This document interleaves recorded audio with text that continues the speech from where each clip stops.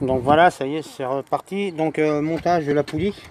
Alors là, bien entendu, j'ai nettoyé les boulons. Et ils m'ont pas fourni les... Certains fournissent les 4 boulons avec, pas d'autres. Donc ceux-là, c'est encore nickel. Donc je les ai asséchés. Et là, remontage, je mets du frein filet Loctite.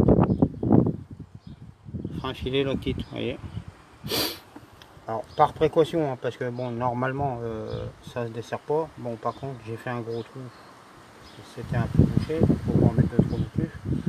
Une fois que le frein filet est mis, faut pas démarrer aussitôt, faut attendre une vingtaine de minutes que ça sèche bien, quoi.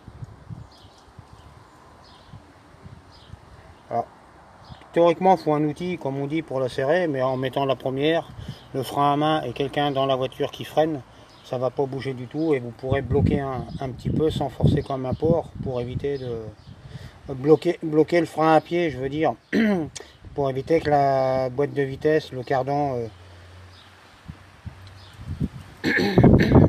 transmission roue arrière tourne, pour éviter de niquer une fourchette de boîte de vitesse. Vous voyez ce que je veux dire. Donc avec une clé de 10, il n'y a pas besoin d'une douille spécifique, vous prenez une bonne clé de 10, soit une Facom ou soit une autre, hein, solide. Ça, là j'ai des SAM, clés SAM. Clé de 10, c'est les mêmes, vous voyez, il n'y a pas besoin d'acheter les clés, c'est une clé normale, octogone.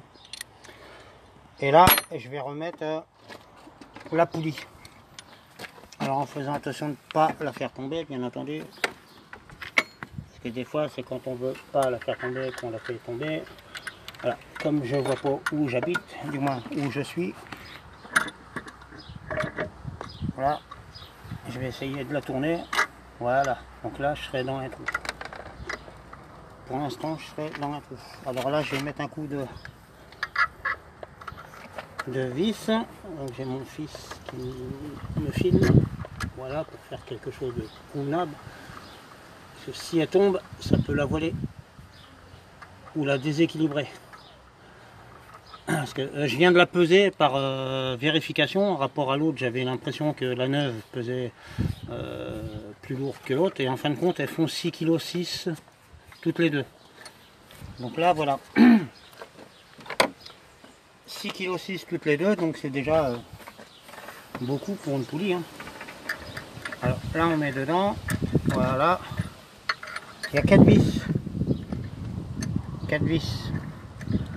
Alors avant de remonter le reste de la voiture, je vais passer un petit coup tranquillou de soufflette dans les radiateurs là pour éviter que la voiture surchauffe parce qu'on va arriver en période de grande chaleur. Et c'est vrai que ça peut faire chauffer un quart de plus la voiture, un radiateur qui est bouché ou encrassé. Donc là pour l'instant j'approche les 4 boulons.